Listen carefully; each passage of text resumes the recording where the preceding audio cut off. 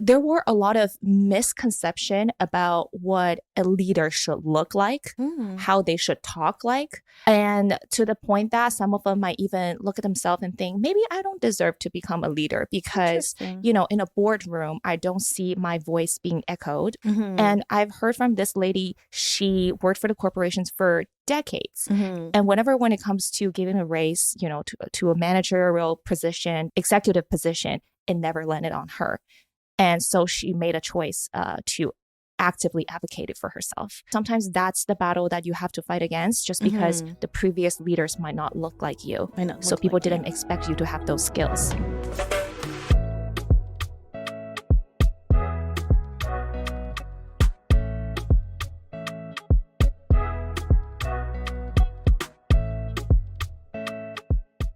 Hello. Welcome to the Community Financial Wellness Podcast, where we discuss all things community economic development and the different financial wellness strategies and policies that help bridge the economic gap.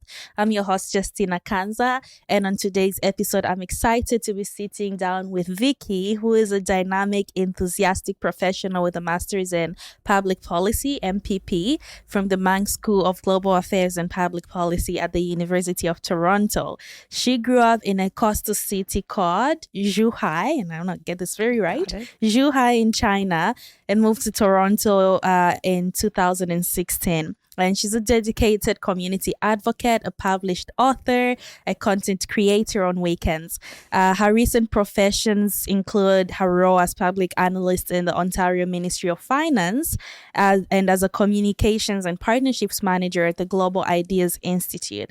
And recently, she joined the board of Vaughan International Music Festival, contributing to event planning and the development of the musical scholarship program. That is very exciting. I actually didn't know this. And outside of her professional pursuits, Vicky loves exploring different cultures through their coffee and traditions. And her favorite music genre is currently amapiano from South Africa. And she also enjoys junk and funk. Vicky, this is very impressive. And yes to amapiano, but thanks for being here with me today. Thank you so much for having me. I'm very excited about our conversation. Me too. I think the first thing that stands out, and obviously I know you beyond this podcast, is how holistic and multifaceted you are. Wow, right? Big words. Yes. From your integration into different cultures and your love for music and coffee, but also your policy work and advocacy. I also see you as an activist in so many ways. So so happy to delve deep into that. Thank you. I really appreciate the intro. And likewise, I also admire a lot of work that you do. Thank you. Kind of like a secret admirer, looking at all the things you do on content creating on social media and your community. So I'm very appreciate the opportunity to speak to you. Exciting. Thank you, Vicky. So let's get into it. Starting from your background, what inspired you to pursue a master's of public policy from Mang School? What has the journey been like for you? Yeah. So in undergrad, I did sociology and political science. Also did a minor in linguistics just because I'm very curious about different cultures, languages spoken, stuff like that. But in the back of my mind, I'm always thinking about how can I make an impact, right? Based on the things that I learned, the tool, skill set that I have, what can I do? And I came across public policy, and I thought that's a great way of, taking the action, doing things to make a difference that I want to see in the future. And more specifically, I was very inspired by a couple of social movements that, happened along the way during my journey. Early 20s, those are very inspiring stuff, right? Seeing how, during the pandemic, Asian Canadians came together to kind of force like a movement for social justice, seeing Black Lives Matter coming together, making an impact. And I was thinking to myself, what can I do? And public policy just seemed like a natural step for me on that pursuit. That's beautiful. And what has the journey been like ever since? I know you've been working in government and with government bodies for a while. How has that positionality helped you in advocating for community economic development and community wellness in general?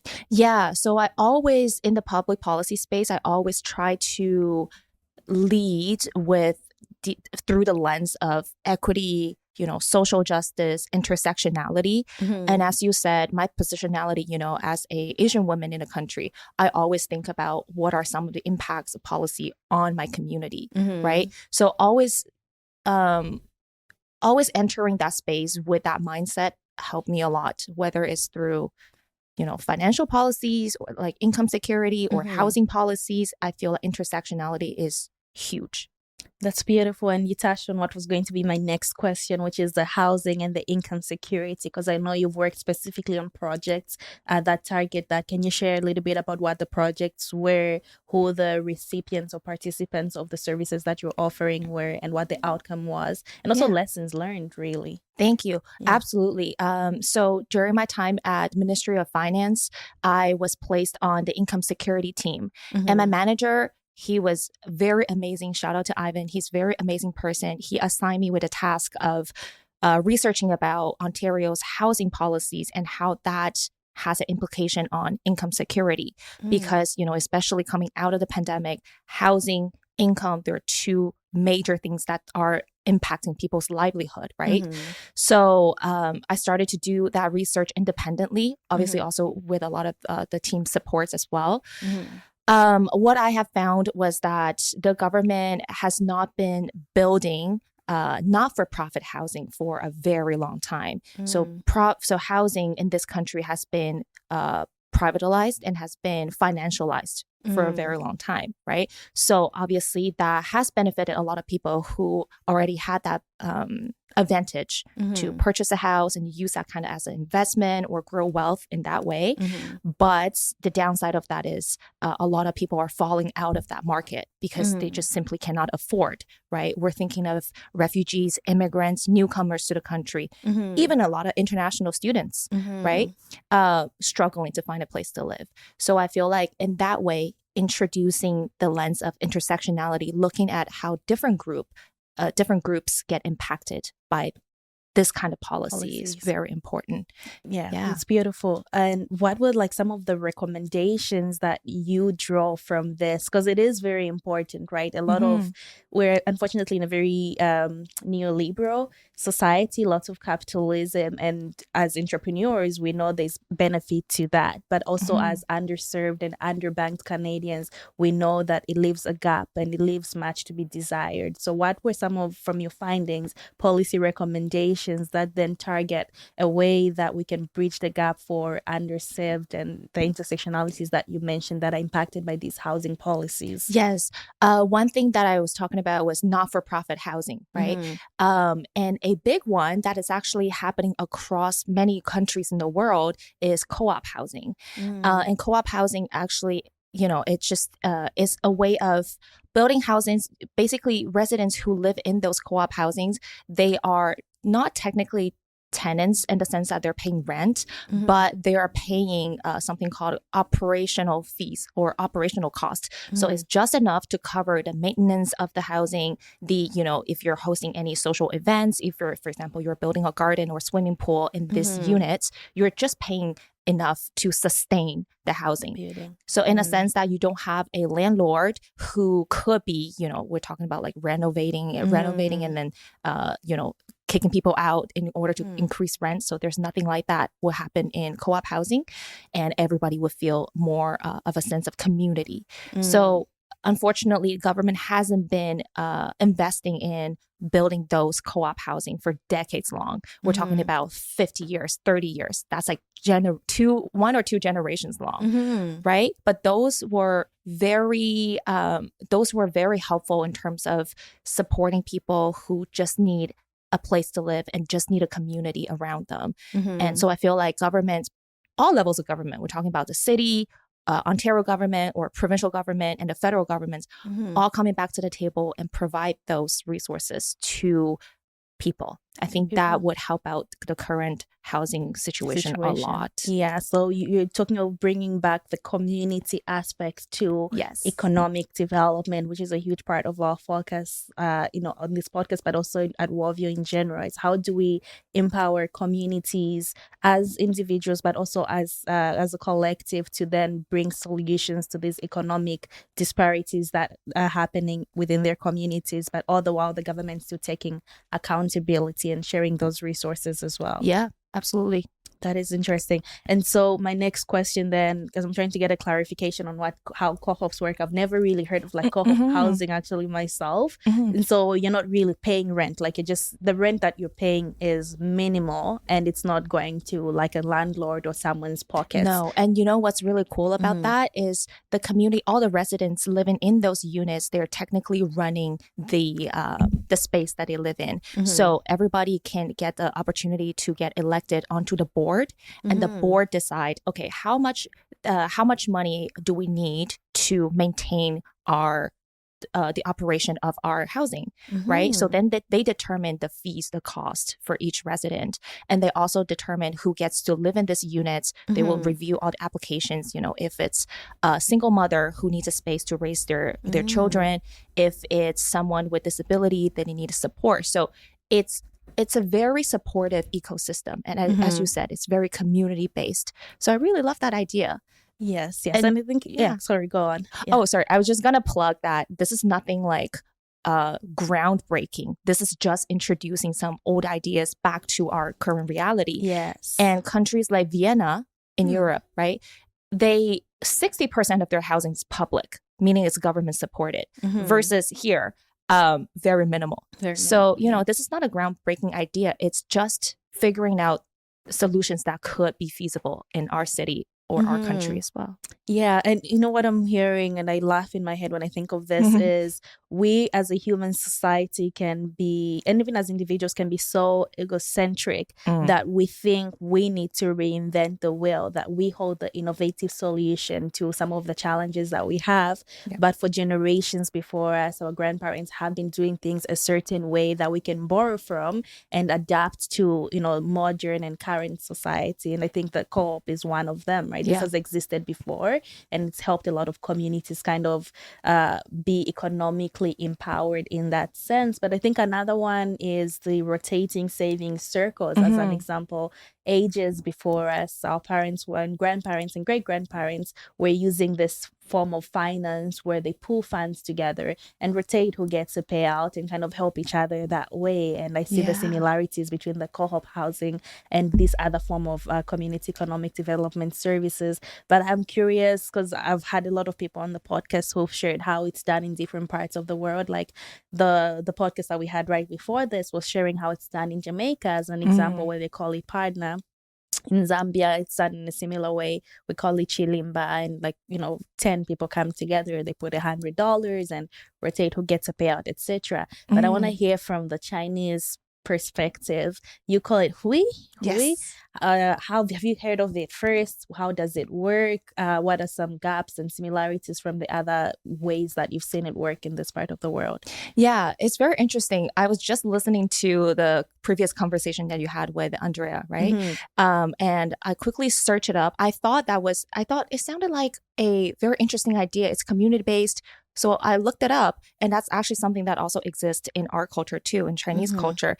And I looked at the word hui, and I think to contextualize it, I think we call it shanghui, which is kind of like a business association, but it's very much community based. It serves kind of like a board. Everybody chips in, and you're able to invest in something larger that you probably couldn't afford as an individual, but collectively you're able to do that. And that is the culture that I grew up in, very collective. As Chinese people, we're very communal. Yes. Also, there's kind of a lot of generational wisdom that gets passed down from your elders, from your grandparents or auntie, uncles to you. I think in that way, it's kind of similar to African culture, very isn't it? Similar, yes, right? Very yes, similar. because as the younger generation, you always seek help and support from your elders, and they're able to give you that. And I think in the space, kind of like hui or, susu, I think that's something that you guys were talking about earlier. It is in that sense, bringing everybody together and, let's gather everybody's, whether it's wealth or wisdom together. And we're able to grow something bigger. Yes, and alone you can only go so far, right? And together we go further because we have more resources to stretch us a longer while. But Yeah. also the collectivity of just helping out another person comes in very handy. So I love that you're doing it. And so you're saying in China, it's Shanghai. Yes. They, I don't want to butcher it. No, I would have thought that you've probably taken some Chinese lessons before because your pronunciation was so Really? good. Oh, I Yeah, take that as a compliment. of Thank you, course. Cheng Wei. Okay, so they use it for business specifically, right? Maybe they use it in other ways, but in the ways that you've seen it used has been for business capital. Yes. Ah, Yes. interesting. In my Interesting. understanding, I might need to do more research on that, but just reading the word, that's what immediately came to my mind. And I also want to say, I think, well, based on my understanding, I could be wrong, but based on my understanding, there were a lot of ways like this, especially early on when Chinese immigrants first came to Canada, because, at that time, we came very early, not we, but like, Chinese people Chinese as, folks, yes. as a people, right?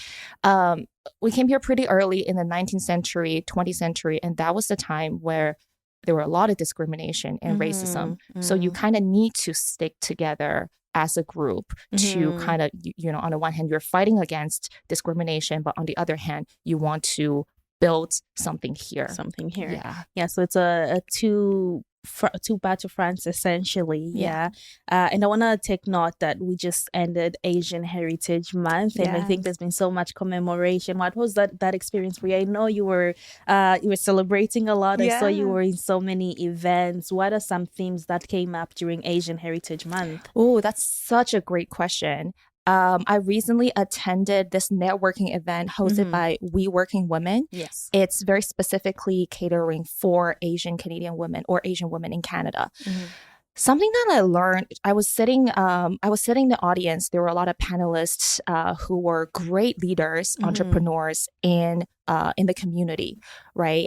They work for very big corporations and stuff like that. One takeaway that I had was there were a lot of misconception about what a leader should look like, how they should talk like. And that kind of worked against Asian women or Chinese women, because most of the panelists, they spoke from the Chinese women's perspective. And to the point that some of them might even look at themselves and think, maybe I don't deserve to become a leader because, in a boardroom, I don't see my voice being echoed, or nobody kind of pick up on me to ask for my opinion. And I've heard from this lady, she worked for the corporations for decades. And when it comes to giving a raise, to a managerial position, to a, executive position, it never landed on her. And so she made a choice to actively advocate it for herself.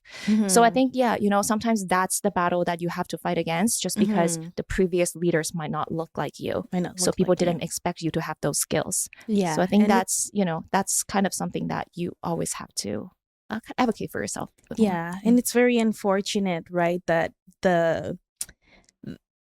the description of leadership that is like the textbook description, it's rarely marginalized folks. Like, it's rarely marginalized women. If you look at what they're teaching a leader should look like. One of my friends, Rachel, she does a PhD at U of T at OISE as well, and her work is on African women leadership mostly, and she uses the concept of Ubuntu, right? And she was saying, we had a very wonderful event a few weeks ago as well, and one of the things she was saying was similar to you, and she was sharing how when we look at our education of leadership in the West, a lot of what comes up is like individualism, right? Like, you have to be like, you are the boss and you're at the top, and like your voice goes and all of that stuff. But in the African culture, drawing from like the concept of Ubuntu, leadership is also very collective. Like, I am because you are, like, I am a leader because you allow me to be a leader, but because you also lead me in other ways that empower you that to part, lead you, right? So it's beautiful that you can also see those synergies even with the Asian culture. Yeah, just wanted to add one more thing, is that sometimes, yes, as you said, sometimes we look at leader as someone who is very individualistic. They can single-handedly, handle a situation.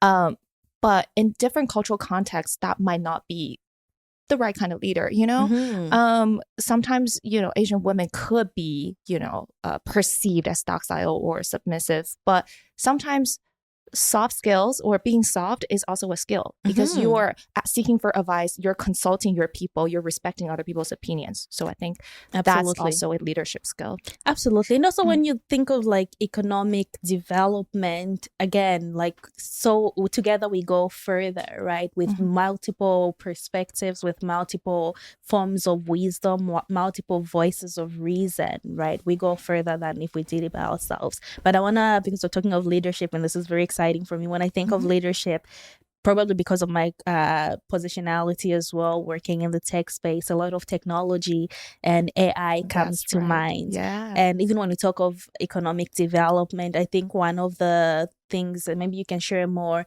about ways that governments are now leveraging AI or Mm. technology in governance and in Mhm. policy making. What has your experience been there?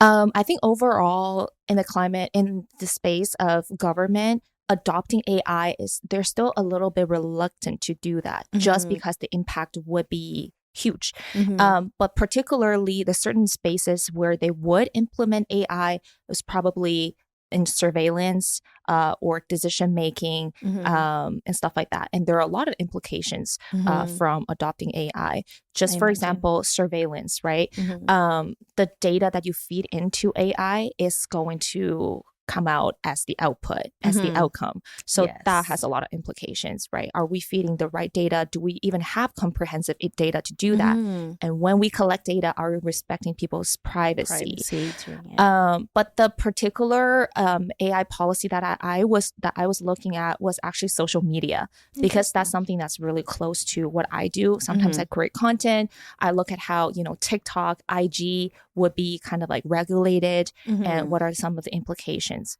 right? That's So beautiful. I think overall in the tech space, AI definitely is advancing much faster, Mm-hmm. and government is kind of, following behind and see, okay, how can we incorporate that? That, yeah. But a lot of considerations need to come in mind for sure. Especially in the finance space, Mm. right? I think there's an opportunity to bring in more innovative technology in the finance space, especially because we're seeing exclusion, financial exclusion for marginalized communities. And not to say technology would be the solution to that, Mm. but how do we leverage technology to include people in financial decisions, but also financial empowerment? And I think specifically in this case of Worthy, or using technology to help people even build their credit score, or help Mm. people use the rotating savings circle and kind of fill up a gap that traditional banks are missing out on. And so Mm. bringing that in, is there, because I know you work with the Ministry of Finance, what has in that context technology leveraging looked like? Mhm. Very interesting. I actually haven't seen a lot of AI being used in Ministry of Finance at all. Mm-hmm. Um, I was actually quite surprised because when I was at Monk School, we did well. It's not technically AI, but Mm-hmm. we learned to use like statistical tools like R, right? Mm-hmm. So that's kind of like more advanced version of conducting statistical analysis. Mm-hmm. But when you go into the government, they're still using Excel, they're still doing things by hand.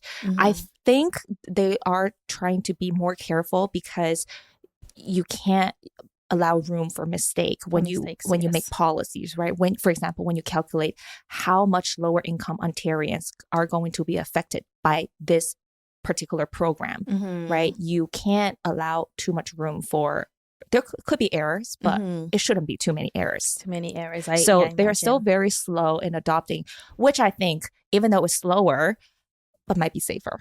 It might be safer, and also perhaps maybe that's not like the I feel perhaps there's an opportunity for collaboration where the government is not taking on the actual like technology part of it, but partnering with other institutions and businesses that are doing the same, right? A Yes. more collaborative approach. Yes. Yeah. Yeah, absolutely.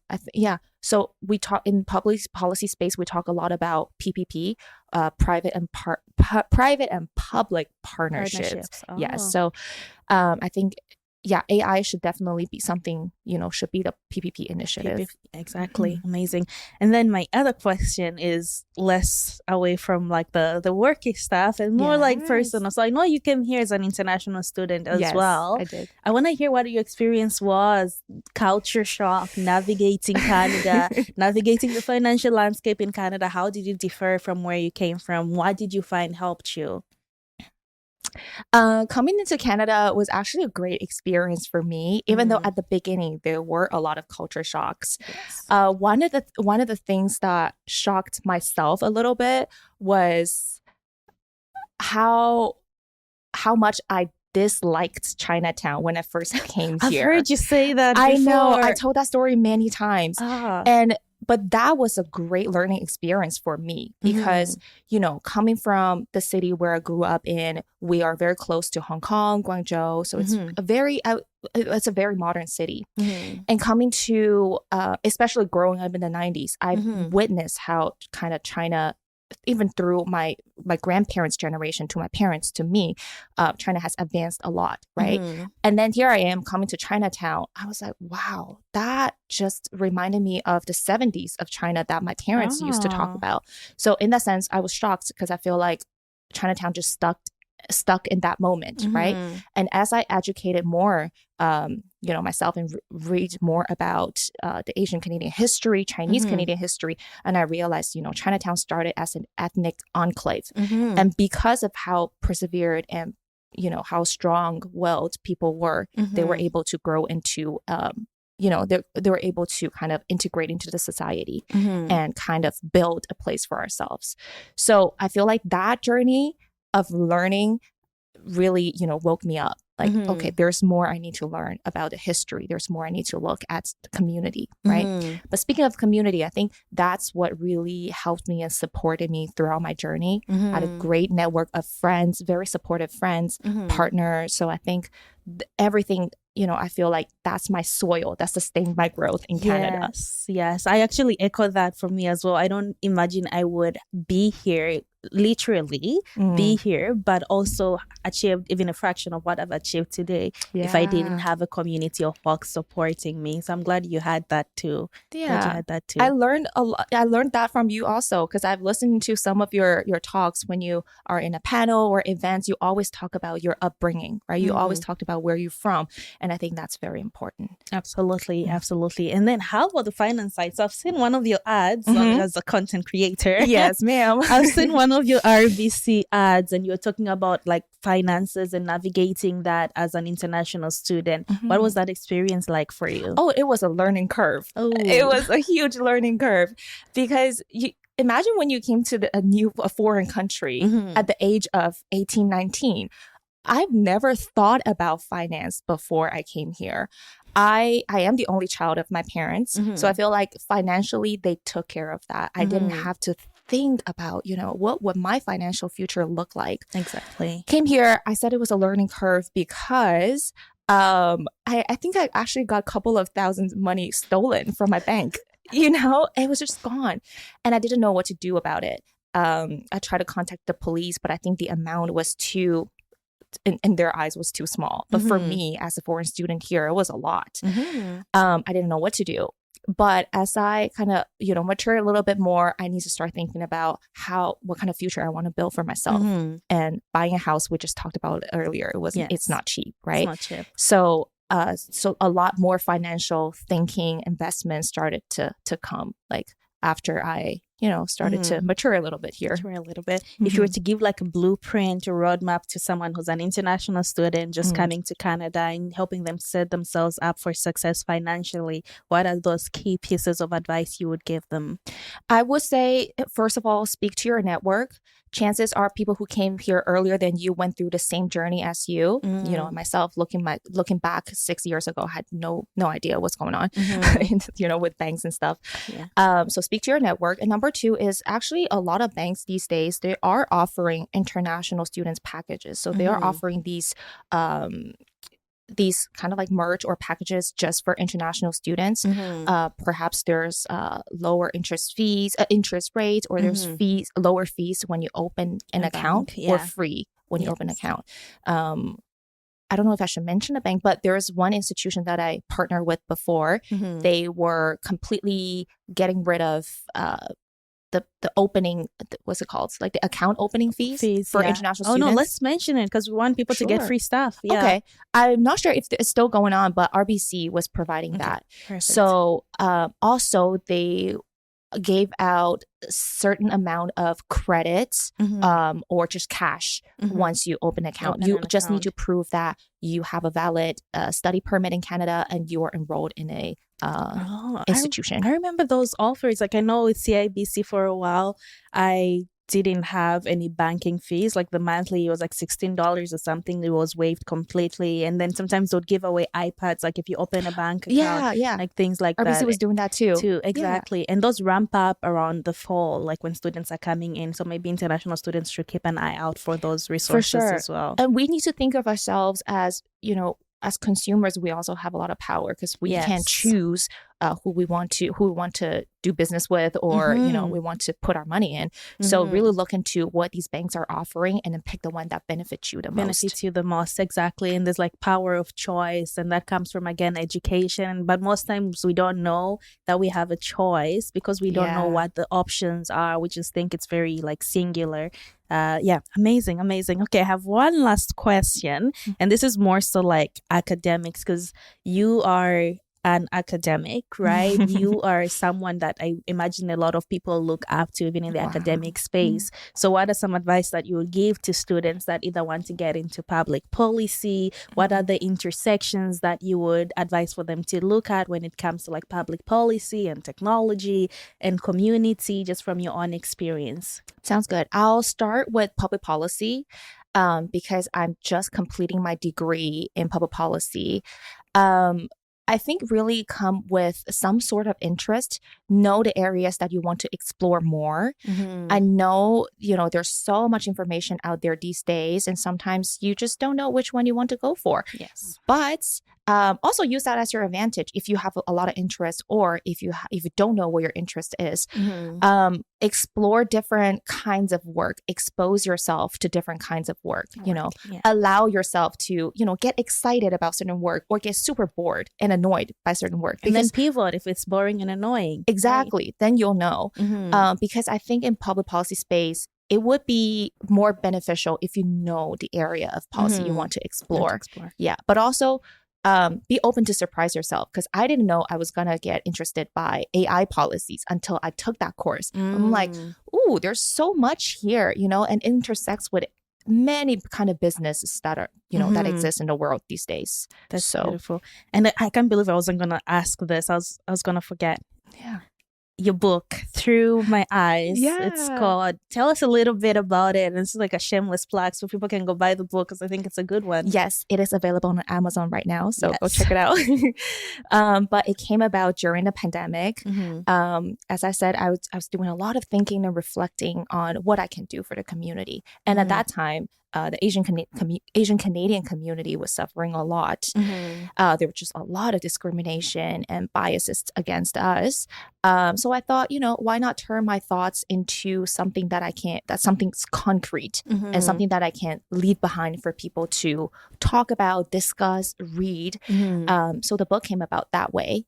But as I was writing, it kind of but expanded from just talking about Asian Canadians. I did a lot of research about other racialized groups, and particularly Indigenous people in Canada, right? And Black people in Canada. And that in many ways our stories are very similar, but also different in many ways. And I was just thinking about what are the ways that we can bring communities together instead of, pitting against each other? What are the ways we can actually work towards the same goal? Exactly. Collaboration over competition. Exactly. Essentially. That's beautiful. I'll make sure it's tagged so people check the book out. Awesome. But thank you for passing down your wisdom through the book, but also through today's podcast, Vicky. I have learned a lot. It has been exciting. I've also learned how to pronounce a couple of Chinese words. You did so well. You did so well. But thank you for being here with us today. Where can people find you on social media? Yes, I am on LinkedIn. That's like my professional space. So if you consider sliding DM, don't do that. Yeah. I IG. I am on IG. But the fun side of me is on TikTok. I try to incorporate my policy side with my kind of like lifestyle things on TikTok. So on TikTok, you're able to see both. It makes it more consumable as well. I think kind of making knowledge fun for people to consume. Yeah. And what are the handles that they can look up? So on IG and TikTok, I am just Vicky, VICKY _7 Zs. Yeah, I had to do a lot of Zs because there are just way too many of us out there. I see. And on LinkedIn, you can just find me as Vicky Zhou. My last name is ZHOU. Amazing. So it's been exciting, Vicky. Thank you so much for being here with us today. Thank you. I really appreciate it. Amazing. Thank you for joining us for today's episode. If you liked what Vicky shared, make sure you like, comment, and subscribe. And we hope to catch you at next week's episode. I'm your host, Justina Kanza. Have a lovely one.